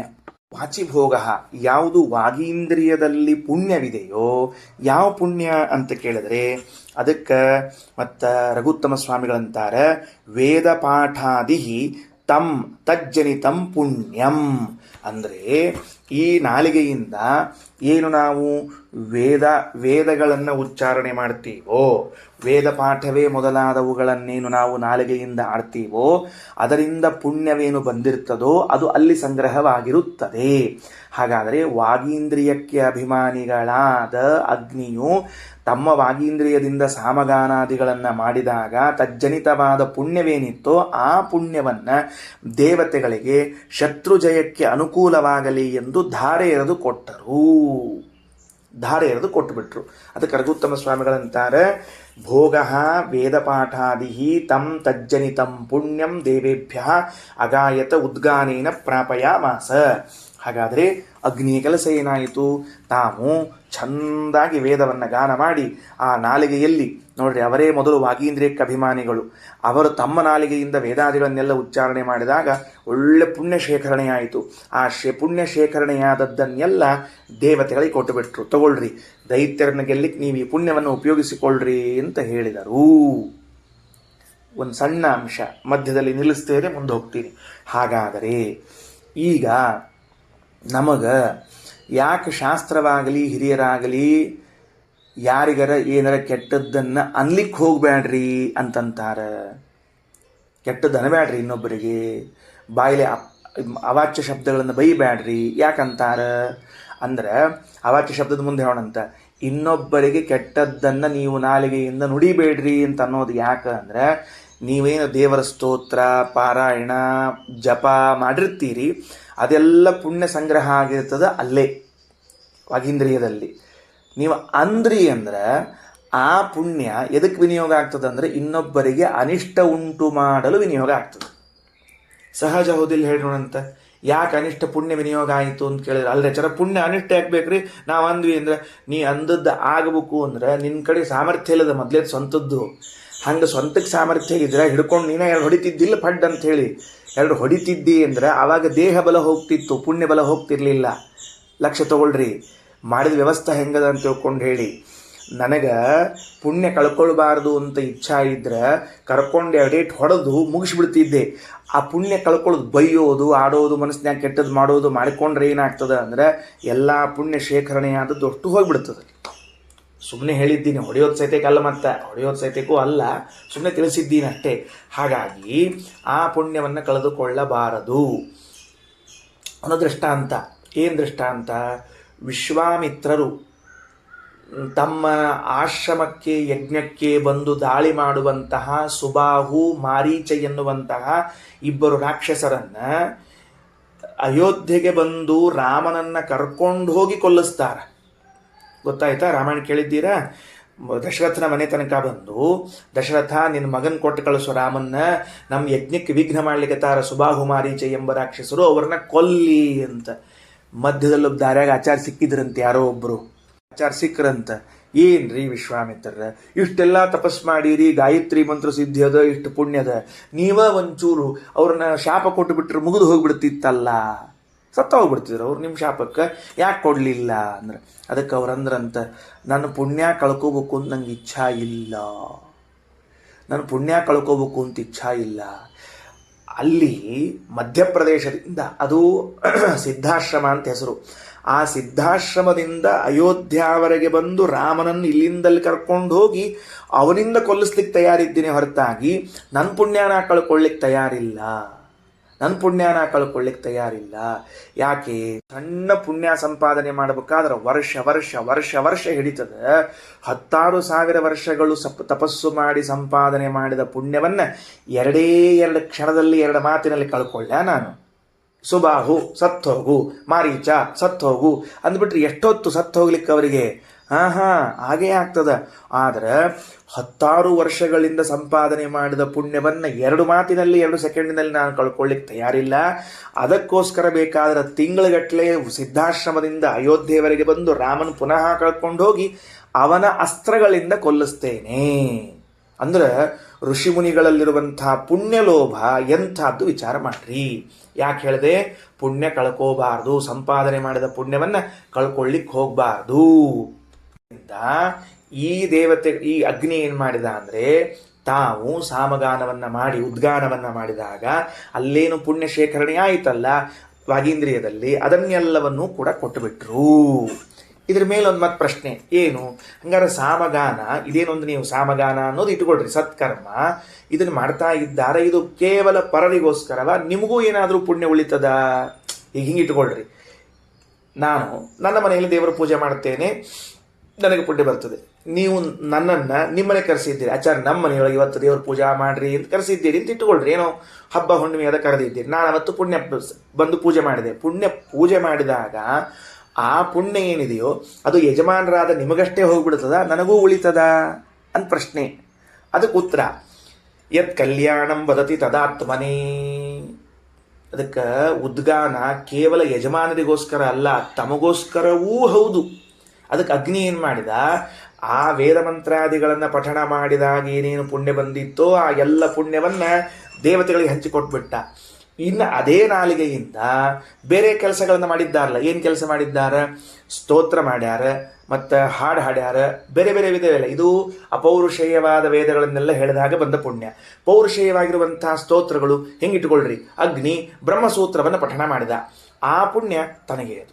ಅಗ್ನಿ ಯಾರೋ ಒಬ್ಬರು ತನ್ನ ಕಡೆಗೆ ಬಂದರು, ಒಳ್ಳೇದಾಗಲಿ ಅಂತ ನೀವನ್ರಿ ಸ್ವಾಮಿ ಅಂದರು, ಭಗವಂತ ನಿನಗೆ ಒಳ್ಳೇದು ಮಾಡಲಿಪ್ಪ ಅಂತ ಅಂದರು, ಅದರಿಂದ ಒಂದು ಪುಣ್ಯ ಬಂತು, ಆ ಪುಣ್ಯ ತಾವಿಟ್ಟುಕೊಂಡ್ರು. ಯಾರು ನಾವು ಮನೆ ಕಟ್ಟಿಸ್ಲಿಕತ್ತೀವಿ, ಒಂಚೂರು ನೀವು ಒಳ್ಳೇದಾಗಲಿ ಅಂತ ಹರಸ್ರಿ, ಮನೆ ನಿರ್ವಿಘ್ನವಾಗಿ ಆಗ್ತದೆ, ಆಯ್ತಪ್ಪ ದೇವ್ರು ನೀನು ಒಳ್ಳೇದು ಮಾಡಲಿ ಅಂದರು. ಆ ಪುಣ್ಯ ಬಂತು, ಪುಣ್ಯ ಇಟ್ಟುಕೊಂಡ್ರು. ಹಾಗಾಗಿ ಈಗ ನಾಲಿಗೆಯಿಂದ ಬರುವಂತಹ ಪುಣ್ಯಗಳಲ್ಲಿ ಒಂದು ಪರರಿಗೂ ಕೊಡಬಹುದಾದ ಪುಣ್ಯ, ಇನ್ನೊಂದು ಸ್ವಾರ್ಥಕ್ಕಾಗಿ ಉಪಯೋಗಿಸಬಹುದಾದ ಪುಣ್ಯ. ಇದು ಬರೀ ಒಂದು ಇಂದ್ರಿಯದ್ದಲ್ಲ, ಎಲ್ಲ ಇಂದ್ರಿಯಗಳಿಗೂ ಇದೇ ಕಥೆ ಇದೆ. ಅರ್ಥವಾಗ್ತಾ ಇದೆ ಅಂತ ಅನ್ಕೊಂಡಿದ್ದೀನಿ. ಕಲ್ಯಾಣಂ ವದತಿ ತದಾತ್ಮನೇ, ಇನ್ನೊಬ್ಬರಿಗೆ ಒಳ್ಳೆಯದಾಗಲಿ ಅಂತ ಯಾವ ಶಬ್ದವನ್ನು ಆಡ್ತಿರ್ತಾನೋ ಅದಷ್ಟು ತನಗೆ ಬರ್ತದ. ಭಾರಿ ಚಂದದ ಮಾತು. ಯಾರಿಗೆ ಕಲ್ಯಾಣ ಆಗಲಿ ಅಂತಂದ ಅಂದ್ರೆ ಆ ಪುಣ್ಯ ಇವಂಗೆ ಫಸ್ಟ್ ಅವನ ಕೆಲಸ, ನೆನ್ಪಿಟ್ಟುಕೊಳ್ರಿ. ಅದಕ್ಕೆ ಯಾರೋ ಓದಿದ್ದೆ, ಆ ಹೆಸರು ಮರ್ತೋಯ್ತು, ಕ್ಷಣದಲ್ಲೇ ಬರಲಿಲ್ಲ. ಆತ ಹೇಳ್ತಾನೆ ಒಂದು ಮಾತನ್ನ.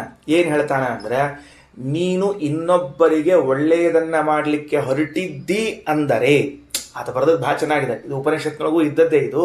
ನೀನು ಇನ್ನೊಬ್ಬರಿಗೆ ಒಳ್ಳೆಯದನ್ನ ಮಾಡ್ಲಿಕ್ಕೆ ಹೊರಟಿದ್ದಿ ಅಂದರೆ ಇದರ ಅರ್ಥ ಈಗಾಗಲೇ ನಿನಗೆ ನೀನು ಒಳ್ಳೆಯದನ್ನ ಮಾಡಿಕೊಂಡಿದ್ದಿ ಎಂದು ಅರ್ಥ. ಇನ್ನೊಬ್ಬನಿಗೆ ಯೋಗಕ್ಷೇಮವನ್ನ, ಅವನಿಗೆ ಒಳ್ಳೆಯದಾಗಲಿ ಅಂತ ಬಯಸ್ಲಿಕ್ಕೆ ಹೊರಟಿದ್ದೀಯ ಅಂದ್ರೆ ಯು ಆಲ್ರೆಡಿ ಈಗ ನೀ ಏನು ಮಾಡ್ಕೊಂಡಿ ಅಂದ್ರೆ ನಿನ್ನ ಕ್ಷೇಮವನ್ನು ನೀನು ಬಯಸಿ ಬಿಟ್ಟಿದ್ದೀಯ. ಅದು ಹೆಂಗ್ರಿ ಅಂದ್ರೆ ಇನ್ನೊಬ್ಬರಿಗೆ ಒಳ್ಳೆಯದು ಮಾಡಬೇಕು ಅಂತ ಅನ್ನೋದ್ರೊಳಗೇನೆ ನಿನಗೆ ಅದರ ಪುಣ್ಯ ಸಂಪಾದನೆಯಾಗಿ ನೀನು ಒಳ್ಳೆಯವನಾಗಿ ಬಿಟ್ಟಿದ್ದೀಗ, ನಿನಗೇನು ತೊಂದರೆ ಇಲ್ಲ. ಆದ್ದರಿಂದಲೇನೆ ನಾವು ಪ್ರತಿನಿತ್ಯದಲ್ಲೂ ಏನು ಪ್ರಯತ್ನ ಮಾಡಬೇಕು ಅಂದರೆ ಇನ್ನೊಬ್ಬರಿಗೇನಾದರೂ ಒಳ್ಳೆಯದನ್ನು ಮಾಡಬೇಕು ಅನ್ನೋದ್ರಿಂದ ನಮ್ಮದನ್ನ ನಾವು ಒಳ್ಳೆ ತಯಾರು ಮಾಡ್ಕೊಂಡಿರ್ತೀವಿ. ಈಗ ಹೆಂಗೆ ಇಟ್ಕೊಳ್ರಿ, ಒಬ್ಬ ವಿದ್ಯಾರ್ಥಿ ಇದ್ದಾನ, ವಿದ್ಯಾಪೀಠದಲ್ಲಿ ಓದ್ಲಿಕ್ಕತ್ತಾನ, ಅಧ್ಯಯನ ಮಾಡ್ತಾ ಇದ್ದಾನ. ಅವನಿಗೆ ಗುರುಗಳು ಹೇಳಿದ್ರು, ನೋಡೋ ನೀನು ಆ ಹುಡುಗನ ತಯಾರು ಮಾಡಿಸು ಅಂತ ಹೇಳಿದ್ರು ಅಂತ ಇಟ್ಕೊಳ್ರಿ, ಅವನಿಗೂ ಪರೀಕ್ಷಾ ತಯಾರು ಮಾಡಿಸು ಅಂತ ತಿಳ್ಕೊಂಡು. ಈಗ ಈ ವಿದ್ಯಾರ್ಥಿ ಆ ವಿದ್ಯಾರ್ಥಿಯನ್ನ ಒಂದು ಸಬ್ಜೆಕ್ಟಿನಲ್ಲಿ ತಯಾರು ಮಾಡಿಸ್ಬೇಕಾದ್ರೆ ಮೊದಲವ ಅದರಲ್ಲಿ ತಾನು ತಯಾರಾಗಿರ್ಬೇಕೋ ಬೇಡೋ, ತಾನು ಓದ್ಕೊಂಡಿರ್ಬೇಕೋ ಬೇಡೋ. ಈಗ ನನಗೆ ಯಾರಿಗೋ ಒಬ್ರಿಗೆ ಸುಧಾಪಾಠ ಹೇಳಿ ತಯಾರು ಮಾಡಿಸು ಅಂದ್ರೆ ನಾ ಮೊದಲು ಓದ್ಕೊಂಡಿರ್ಬೇಕು ಬೇಡದನ್ನ, ನಾವು ಓದ್ಕೊಳ್ಳಾರ್ದು ಉದ್ದಕ್ಕೆ ಹೇಳಿ ಬರ್ತೇನೆ ಅವಂಗ. ಹಾಗಾದ್ರೆ ಮೊದಲು ನಾನು ತಯಾರಾಗಬೇಕು, ಆಮೇಲೆ ಅವ್ನು ತಯಾರಾಗಬೇಕು. ಇನ್ನೊಬ್ಬರಿಗೆ ಒಳ್ಳೇದು ಮಾಡ್ಲಿಕ್ಕೆ ಹೊರಟಾಗ ಮೊದಲು ತನಗೆ ಒಳ್ಳೇದಾಗಿರ್ತದೆ, ಇದು ನಮಗೆ ಗೊತ್ತಿಲ್ಲ. ಅದರಿಂದಲೇನೆ ನಾವೇನು ಮಾಡಬೇಕು ಅಂದ್ರೆ ಯಾವಾಗಲೂ ಇನ್ನೊಬ್ಬರಿಗೆ ಒಳ್ಳೆಯದನ್ನು ಮಾಡ್ಲಿಕ್ಕೆ ಹೊರಡಬೇಕು. ನಮಗೆ ಒಳ್ಳೆಯದು ತಾನಾಗಿಯೇ ಆಗಿರ್ತದೆ. ನಾವು ಅಂದ್ಕೊಂಡ್ವಿ ಫಸ್ಟ್ ಅವ್ರಿಗೆ ಒಳ್ಳೇದು ಮಾಡಿದ್ವಿ ಅಂತ, ಅಲ್ಲ, ಫಸ್ಟ್ ನಿನಗೆ ಒಳ್ಳೇದು ಮಾಡ್ಕೊಂಡು ಆಮೇಲೆ ಅವ್ರಿಗೆ ಮಾಡಿದ್ವಿ, ಎರಡನೇದ್ದವತ್ತು. ಆಯ್ತಾ? ಯತ್ ಕಲ್ಯಾಣಂ ವದತಿ ತದಾತ್ಮನೇ, ಯಾವುದು ಕಲ್ಯಾಣವೋ ಅದು ತನಗೆ. ಯತ್ ಕಲ್ಯಾಣಂ ವದತಿ ತದಾತ್ಮನೇ, ಯಾವುದನ್ನ ಕಲ್ಯಾಣ ಒಳ್ಳೆಯ ಮಾತುಗಳನ್ನು ಆಡ್ತೀವೋ, ತದತಿರಿಕ್ತವಾಗಿರುವಂತಹದ್ದನ್ನು ಹೇಳ್ತೀವೋ ಅದೆಲ್ಲವೂ ಕೂಡ ತನಗೆ ಅಂತ ಹೇಳಿದರು. ಇನ್ನು ರಾಯರೇನು ಬರೆದರು ಅಂತಂದ್ರೆ, ಯೋ ವಾಚಿಭೋಗ ಉದ್ಗಾನಜಂ ಫಲಂ ಶತ್ರುಜಯಾದಿ ತಂ ದೇವೇಭ್ಯ ಉದಗಾಯತ. ಇವರೇನಂತಾರ, ಶತ್ರುಜಯಾದಿ ಫಲಂ, ಈ ಉದ್ಗಾನವನ್ನ ಮಾಡಿದ್ದರಿಂದ ಶತ್ರುವನ್ನ ಗೆಲ್ಲುವಂತಹ ಪುಣ್ಯ ಬಂದಿದೆ. ರಾಯರ ಪ್ರಕಾರ ಏನು, ವೇದಗಳ ಉಚ್ಚಾರಣೆ ಮಾಡಿದಾಗ ಬಂದ ಪುಣ್ಯ ಅಂತಲ್ಲ. ರಾಯರೇ ಅಂತಾರ ಅದು ಒಂದರ್ಥ ಬೇರೆ, ಇನ್ನೊಂದು ಅರ್ಥ ಇಟ್ಕೊಳ್ರಿ. ಏನಂತ ತಿಳ್ಕೊಂಡು, ಈಗ ನಾ ಯಾವ ಉದ್ದೇಶದಿಂದ ಇದನ್ನು ಮಾಡಿದ್ದೇನೆ, ಈ ಸಾಮಗಾನವನ್ನು ಮಾಡಿದ್ದೇನೆ, ಶತ್ರುವನ್ನ ಗೆಲ್ಲಬೇಕು ಅನ್ನೋ ಉದ್ದೇಶದಿಂದ ಮಾಡಿದ್ದೇನೆ. ಆ ಉದ್ದೇಶದಿಂದ ಮಾಡಿದ ಪುಣ್ಯ ಏನು ಶೇಖರಣೆ ಆಯಿತೋ ಅದನ್ನೆಲ್ಲವನ್ನೂ ಕೂಡ ಅಗ್ನಿ ಯಾರಿಗೆ ಕೊಟ್ಟು ಕಳಿಸಿದ್ರು ಅಂತಂದ್ರೆ ದೇವತೆಗಳಿಗೆ ಕೊಟ್ಟು ಬಿಟ್ರು. ಮತ್ತು ಅನ್ಯ ಪುಣ್ಯ ಏನಿದೆಯಲ್ಲ ಅದು ಭಗವತ್ ಸ್ತವನ ಅಧಿರೂಪಂ, ಅದರಲ್ಲಿ ವ್ಯತ್ಯಾಸ ಇಲ್ಲ. ಭಗವಂತನ ಸ್ತೋತ್ರ ಮಾಡಿದ್ದು ಅಂತೇನದ ಆ ಪುಣ್ಯವನ್ನೆಲ್ಲ ತಾವಿಟ್ಟುಕೊಂಡ್ರು. ಶತ್ರು ಜಯಕ್ಕೆ ಅಂತೇನು ಪುಣ್ಯವನ್ನು ಸಂಪಾದನೆ ಮಾಡಿದ್ರು ಆ ಪುಣ್ಯವನ್ನು ಅವರಿಗೆ ಕೊಟ್ಟರು ಅಂತ ಅರ್ಥತಃ ವಿಚಾರ ಮಾಡಿದರೆ ರಘುತ್ತಮ ಸ್ವಾಮಿಗಳವರು ಮಂತ್ರಾಲಯ ಸ್ವಾಮಿಗಳವರಿಬ್ಬರು ಸಮಾನ ಅಭಿಪ್ರಾಯವನ್ನೇ ಹೇಳ್ಯಾರ, ಶಬ್ದಗಳನ್ನು ಬದಲಾವಣೆ ಮಾಡ್ಯಾರ ಅಂತ ನನಗನ್ನಿಸ್ತದೆ. ರಘುತ್ತಮ ಸ್ವಾಮಿಗಳವರು ವೇದಾದಿಗಳನ್ನು ಪಠಣ ಮಾಡಿದಾಗ ಬರುವಂತಹ ಪುಣ್ಯ ಅಂತಂದಾರ. ಮಂತ್ರಾಲಯ ಸ್ವಾಮಿಗಳವರು ಯಾರ ಉದ್ದೇಶದಿಂದ ಪಠಣ ಮಾಡ್ಯಾರ ಅದರಿಂದ ಬಂದ ಪುಣ್ಯ ಅಂತಂದಾರ. ಎರಡು ಅಷ್ಟೇ ಅರ್ಥ. ಶತ್ರು ಜಯಕ್ಕಾಗಿಯೇ ಮಾಡಿದ್ದು ಆ ಪುಣ್ಯವನ್ನು ಅವರಿಗೆ ಕೊಟ್ಟರು. ಇನ್ನು ಭಗವಂತನ ಪುರಾಣದಲ್ಲಿ ಬಂದಿರುವಂತಹ ಶ್ಲೋಕ, ಸ್ತೋತ್ರ ಮಂತ್ರಗಳನ್ನು ಅಥವಾ ಬ್ರಹ್ಮಸೂತ್ರ ಮೊದಲಾದವುಗಳನ್ನೇನು ಹೇಳಿದ್ದಾರ ಅಂತಹ ಪುಣ್ಯ ಏನು ಬಂದದ್ದು ತಮಗ ಅಂತಂದ್ರು. ರಘುತ್ತಮ ಸ್ವಾಮಿಗಳು ಶುಭ ನುಡಿಯುವುದು, ಒಳ್ಳೆಯದನ್ನು ಮಾತಾಡುವುದು ಅಂತೇನದ ಇದರಿಂದ ಬಂದಿರುವಂತಹ ಪುಣ್ಯವನ್ನು ತಮಗಿಟ್ಟುಕೊಂಡ್ರು ಅಂತ ಹೇಳ್ಯಾರ. ಅಂತತೋಗತ್ವ ಎರಡು ಅಭಿಪ್ರಾಯ ಅಷ್ಟೇ ಬರ್ತದ ಅಂತ ನನಗನಿಸ್ತದೆ. ತೇ ವಿದುಹು, ಅವರಿಗೆ ಗೊತ್ತಾಯಿತು, ತೇ ಆ ದೈತ್ಯರಿಗೆ ಗೊತ್ತಾಯಿತು, ವಿದುಹು ತಿಳ್ಕೊಂಡ್ರು. ಏನು, ಅನೇನ ವೈನ ಉದ್ಗಾತ್ರ ಅತ್ತೇಷ್ಯಂತಿ ಇತಿ, ಓ ಈ ಅಗ್ನಿಯನ್ನ ಉದ್ಗಾತ್ರವನ್ನಾಗಿ ಮಾಡಿಕೊಂಡು ನಮ್ಮನ್ನ ಗೆಲ್ಲಬೇಕು ಅಂತ ಇಟ್ಟುಕೊಂಡಾರ ಅಂತ ಗೊತ್ತಾಯಿತು. ತಮಭಿಧೃತ್ಯ, ಆ ಅಗ್ನಿಯ ಬಳಿಗೆ ಬಂದು ಪಾಪ್ಮನ ಅವಿಧ್ಯನ್, ಆ ಪಾಪವನ್ನು ತಂದು ಅಗ್ನಿಯಲ್ಲಿ ಹಾಕಿಬಿಟ್ರಂತೆ. ವಿಚಾರ ಮಾಡ್ರಿ, ಏನು ಮಾಡಿದರು? ಅವರು ಮೊದಲೇ ಪಾಪಿಗಳು. ಯಾರು? ದೈತ್ಯರು. ತಮ್ಮಲ್ಲಿದ್ದ ಪಾಪವನ್ನು ತಂದು ದೇವತೆಗಳಲ್ಲಿ ಚೆಲ್ಲಿಬಿಟ್ರು. ಅದು ವಿಶೇಷವಾಗಿ ಉದ್ಗಾತ್ರವಾಗಿರುವಂತಹ ಅಗ್ನಿಯಲ್ಲಿ ಹಾಕಿಬಿಟ್ರು. ಅದು ಅಗ್ನಿಯಲ್ಲಿ ಪಾಪದ ಸಂಬಂಧವಾದ ಕೂಡಲೇ ಏನಾಯ್ತದು? ಪಾಪದ ಸಂಬಂಧವಾದ ಕೂಡಲೇ ಸಹ ಯಹ ಪಾಪ್ಮ, ಅದು ಉಳಿದವರಿಗೆಲ್ಲರಿಗೂ ಕೂಡ ಗೊತ್ತಾಗ್ಲಿಕ್ಕೆ ಶುರುವಾಯ್ತಂತ. ಹೆಂಗ್ರಿ? ಅಲ್ರಿ, ಅವರಿಗೆ ಪಾಪ ಬಂದು, ಅವರು ಈ ದೈತ್ಯರೆಲ್ಲ ಬಂದು ಆ ಅಗ್ನಿಗೆ ಪಾಪವನ್ನು ತಂದು ಹಾಕಿದ್ದು ಅವ್ರಿಗೆ ಹೆಂಗೆ ಗೊತ್ತಾಯಿತು ಅಂದ್ರೆ, ಯತ ಏವ ಇದಂ ಅಪ್ರತಿರೂಪಂ ವದತಿ ಸ ಏವ ಸ ಪಾಪ್ಮ. ಇಷ್ಟೊತ್ತು ವೇದಗಳನ್ನು ಸರಿಯಾಗಿ ಉಚ್ಚಾರಣೆ ಮಾಡ್ತಾ ಇದ್ರು ಅವರು, ಸರಿಯಾಗಿ ಉಚ್ಚಾರಣೆ ಮಾಡ್ತಾ ಇದ್ರು. ಆ ಇಷ್ಟೊತ್ತು ಸರಿಯಾಗಿ ಉಚ್ಚಾರಣೆ ಮಾಡ್ತಾ ಇದ್ದವರು ಇದ್ದಕ್ಕಿದ್ದಂತೆ ಏನು ಮಾಡ್ಲಿಕ್ಕೆ ಶುರು ಮಾಡಿದರು ಅಂದ್ರೆ, ಸ್ವರವರ್ಣಗಳ ವ್ಯತ್ಯಾಸವಾಗಿ ಉಚ್ಚಾರಣೆ ಮಾಡ್ಲಿಕ್ಕೆ ಶುರು ಮಾಡಿದರು. ಯಾಕ ಅಂತಂದ್ರೆ, ಅದು ಪಾಪದ ಪ್ರಭಾವದಿಂದಾಗಿ. ದೈತ್ಯರು ಅಗ್ನಿಗೆ ಪಾಪ ಸಂಬಂಧವನ್ನುಂಟು ಮಾಡಿದಾಗ ಅಗ್ನಿಯಂಥ ದೇವತೆಯೂ ಕೂಡ ವೇದೋಚ್ಚಾರಣೆಯಲ್ಲಿ ಸ್ವರವರ್ಣಗಳ ವ್ಯತ್ಯಾಸವನ್ನು ಮಾಡಿಬಿಟ್ಟರು. ಆಮೇಲೆ ಬಳಸಬಾರದ ಶಬ್ದಗಳು, ಶಾಸ್ತ್ರದಲ್ಲಿ ಯಾವ ಶಬ್ದ ನಿಷಿದ್ಧ ಅಂತ ಹೇಳಲಾಗಿದೆಯೋ ಅಂಥವುಗಳನ್ನು ಬಳಸಲು ಪ್ರಾರಂಭ ಮಾಡಿದರು. ಅದು ಇವತ್ತಿಗೂ ನಮ್ಮ ನಾಲಿಗೆಯಲ್ಲಿ ತೋರಿ ಬರ್ತದೆ. ಅದು ಇವತ್ತಿಗೂ ನಮ್ಮ ನಾಲಿಗೆಯಲ್ಲಿ ಚಿಹ್ನೆಗಳು ಉಳ್ಕೊಂಡಾವ. ಏನು ಉಳ್ಕೊಂಡಾವ? ವೇದಾದಿಗಳನ್ನು ಓದ್ತೀವಿ, ಪಾರಾಯಣ ಮಾಡ್ತೀವಿ, ಹೆಂಗೋ ಹಂಗ ಅಬದ್ಧ, ಶಾಸ್ತ್ರೀಯ, ನಿಷಿದ್ಧ ಶಬ್ದಗಳನ್ನು ಬಾಯಿಂದ ಬಳಸ್ಲಿಕ್ಕೆ ಶುರು ಮಾಡ್ತೀವಿ. ಯಃ ಪಾಪ್ಮ ಯತ ಏವ ಇದಂ ಅಪ್ರತಿರೂಪಂ ವದತಿ. ಸ್ವರವರ್ಣಗಳು ವ್ಯತ್ಯಾಸ ಆಗ್ಲಿಕ್ಕೆ ಶುರುವಾಗ್ತಾವ. ಹಾಗಾದರೆ ವೇದವು ಹೀಗೆ ಹೇಳಿತು ಅಂತ ನನಗನಿಸ್ತು. ಏನಂತ? ನಾವು ಪಾರಾಯಣ ಮಾಡುವಾಗ ಏನೋ ನಮ್ಮ ಪಾಡಿಗೆ ನಾವು ಸುಮ್ಮನೆ ಪುಸ್ತಕ ಹಿಡ್ಕೊಂಡು ಪಾರಾಯಣ ಮಾಡ್ತಿರ್ತೀವಿ, ಅಥವಾ ನಾನು ಹೇಳ್ತಿರುವಾಗ ನೀವು ಅಂತಿರ್ತೀರಿ, ಅಥವಾ ನಾನು ಅಂತಿರ್ತೀನಿ. ಅನ್ನುವಾಗ ಶಬ್ದಗಳು ವ್ಯತ್ಯಾಸವಾದರೆ ಅದು ನನ್ನ ಪಾಪದ ಫಲ. ಅದು ಎದರ ಫಲ? ಅದು ನನ್ನ ಪಾಪದ ಫಲ. ನನ್ನಲ್ಲಿ ಏನು ಪಾಪ ಇದೆ ಅಂದರೆ, ಇದನ್ನು ಸರಿಯಾಗಿ ಉಚ್ಚರಿಸುವಂತಹ ಉಚ್ಚಾರಣೆ ಮಾಡದೇ ಇರುವಂತಹ ಒಂದು ಪಾಪ ಅದ ನನ್ನಲ್ಲಿ. ಅದಕ್ಕಾಗಿ ಹೀಗಾಗಿದೆ. ಅದರಿಂದ ನಾವೇನು ಮಾಡಬೇಕು ಅಂದರೆ, ಪಾರಾಯಣಾದಿಗಳನ್ನು ಮಾಡಲಿಕ್ಕೆ ಕುಳಿತುಕೊಳ್ಳುವಾಗ ಆಯಾ ಇಂದ್ರಿಯಾಭಿಮಾನಿ ದೇವತೆಗಳು, ಪ್ರಾಣದೇವರು, ಪರಮಾತ್ಮಲ್ಲಿ ಪ್ರಾರ್ಥನಾ ಮಾಡ್ಕೋಬೇಕು. ಈ ಎಲ್ಲ ವಾಕ್ಯಗಳನ್ನು ಸರಿಯಾಗಿ ಉಚ್ಚಾರಣೆ ಮಾಡುವಂತೆ ನಮ್ಮಲ್ಲಿ ಅನುಗ್ರಹ ಮಾಡ್ರಿ. ಅದಕ್ಕೆ ಐತರೇಯ ಉಪನಿಷತ್ನಲ್ಲಿ ಒಂದು ಬಂದದ. ಏನು ಮಂತ್ರ ಬಂದದ? ಓಷ್ಠ ಪಿಧಾನ ನಕುಲಿ ದಂತೈಹಿ ಪರಿವೃತ ಪವಿಹಿ ಸರ್ವಸ್ಸೈ ವಾಚೈಶಾನ ಚಾರುಮಾಮಿಹ ವಾದಯೇತ್. ಐತರೇಯ ಉಪನಿಷತ್ನಲ್ಲಿ ಹೇಳುವಾಗ ಸ್ತ್ರೀ ರೂಪದಲ್ಲಿರುವಂತಹ ಹಯಗ್ರೀವ ಈ ವಾಗೀಂದ್ರದಲ್ಲಿ ಕುಳಿತುಕೊಂಡಾನ. ಅವನು ಪ್ರಾರ್ಥನಾ ಮಾಡಿ ಪಾರಾಯಣ ಪಾಠ ಎಲ್ಲವನ್ನ ಮಾಡ್ತಾ ಇದ್ರೆ ಶಬ್ದೋಚ್ಚಾರಣೆಯಲ್ಲಿ ವ್ಯತ್ಯಾಸವಾಗುವುದಿಲ್ಲ. ಆ ಪಾಪವನ್ನು ನಾಶ ಮಾಡ್ತಾರೆ. ಇಲ್ಲದೇ ಇದ್ರೆ ನಮ್ದೊಂದು ಪಾಪದ ತಿಳ್ಕೊಬೇಕು. ಏನು ಪಾಪದ ಅಂತಂದ್ರೆ, ಸರಿಯಾಗಿ ವೇದಗಳನ್ನು ಉಚ್ಚಾರಣೆ ಮಾಡ್ಲಿಕ್ಕೆ ಬರದೇ ಇರುವಂಥ ಒಂದು ಪಾಪದ. ಸರಿಯಾಗಿ ಭಾಗವತ ರಾಮಾಯಣ ಶ್ಲೋಕಗಳನ್ನು ಉಚ್ಚಾರಣೆ ಮಾಡ್ಲಿಕ್ಕೆ ಬರದೇ ಇರುವಂಥ ಒಂದು ಪಾಪ ಕೂತ್ಬಿಟ್ಟದ, ಅಡ್ಡ ಕೂತ್ಬಿಟ್ಟದ. ಅದು ಹೋಗಬೇಕು. ಹೋದಾಗ ಮಾತ್ರ ಸರಿಯಾಗಿ ಉಚ್ಚಾರಣೆ ಆಗ್ತದೆ. ಇದಿಷ್ಟು ಈ ವಿಷಯದಲ್ಲಿ ತಿಳ್ಕೊಳ್ರಿ. ಪ್ರಾಣ ಮೂಚುಹು ತ್ವಮ್ನ ಉದ್ಗಾಯೇತಿ. ಇನ್ನು ವಿಷಯ ಭಾಳ ಇಲ್ಲ. ಇನ್ನು ಪ್ಯಾಟರ್ನ್ ತಿಳಿತು ನಿಮ್ಗೆ. ಆ ಪ್ಯಾಟರ್ನ್ ತಿಳಿದುಕೊಳ್ಳೆ ಸೀದಾ ಹೋಗೋದೆ. ಪ್ರಾಣಂ ಅಂದ್ರೆ ಘ್ರಾಣೇಂದ್ರದಲ್ಲಿರ್ತಕ್ಕಂತಹ ಇವರಿಗೆ, ಯಾರಿಗೆ? ನಾಸಿಕ್ಯವಾಯು ಕೇಳಿದ್ರು, ನೀವು ನಮಗೆ ಉದ್ಗಾನ ಮಾಡ್ರಿ, ಉದ್ಗಾತ್ರವಾಗ್ರಿ ಅಂತ. ತಥೇತಿತೇಭ್ಯೋ ಪ್ರಾಣ ಉದಗಾಯತ. ಆಗಲಿ ಅಂತ ಪ್ರಾಣ ಅವರಿಗೆ ಉದ್ಗಾನ ಮಾಡಿದರು. ಮಾಡಿದ ಮೇಲೆ ಅಲ್ಲೇನಾಯ್ತಪ್ಪ ಅಂತಂದ್ರೆ, ಯೋ ಘ್ರಾಣೇ ಭೋಗ ಅವ್ರು ಮಾಡಿದಾಗ ಅದು ಪುಣ್ಯ ಬಂತು. ಏನು ಪುಣ್ಯ ಬಂದಿರ್ಬೇಕು ಹೇಳಿ ನೋಡಂತ? ಘ್ರಾಣೇಂದ್ರಿಯದಲ್ಲಿ ಅದರಿಂದ ಬಂದದ್ದು.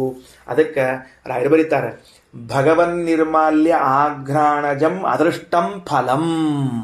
ಏನು? ಭಗವನ್ ನಿರ್ಮಾಲ್ಯ, ಇದನ್ನು ನೀವು ಆಘ್ರಾಣನ ಮಾಡಿದಾಗ ಏನು ಪುಣ್ಯ ಬಂದಿರ್ತದೋ ಅದು ಎಲ್ಲಿ ಸೇರಿರ್ತದ ಅಂತ ಕೇಳಿದ್ರೆ ಮೂಗಿನಲ್ಲಿ ಸೇರಿಕೊಂಡಿರ್ತದ. ಭಾರಿ ಚಂದ. ರಘುತ್ತಮ ಸ್ವಾಮಿಗಳಂತಾರೆ, ಈಶ್ವರ ಸಮರ್ಪಿತ ಗಂಧ ಆಘ್ರಾಣನಂ. ಭಗವಂತನಿಗೆ ಸಮರ್ಪಣೆ ಮಾಡಿರುವಂತಹ ಗಂಧದ ಆಘ್ರಾಣನವನ್ನು ಮಾಡಿದಾಗ ಏನು ಪುಣ್ಯ ಬಂದಿರ್ತದೋ ಅದೆಲ್ಲವೂ ಈ ನಾಸಿಕದಲ್ಲಿ ಇರ್ತದೆ. ಹಂಗಾರೆ ಏನು ಮಾಡ್ರಿ? ಇವತ್ತಿನಿಂದ 2 ಕೆಲಸ ಮಾಡ್ರಿ. ಮಾಡ್ತಿರ್ತೀರಿ, ಮಾಡ್ರಿ ಮತ್ತೆ ಹೇಳಿದ್ಕೊಳ್ಳಿ ಏನಾಗ್ತದೆ, ಸ್ವಲ್ಪ ಒತ್ತು ಬರ್ತದೆ. ದೇವ್ರ ಪೂಜಾ ಮಾಡೋ ಕಾಲಕ್ಕೆ ಸಂಪುಷ್ಟಗಳನ್ನೆಲ್ಲ ತೆಗೆದು ನಿನ್ನೆ ದಿವಸದ ನಿರ್ಮಾಲ್ಯ ಇರ್ತದಲ್ಲ ಅದನ್ನು ತೆಗೆದು ಹಂಗೆ ಇಡಬೇಡ್ರಿ.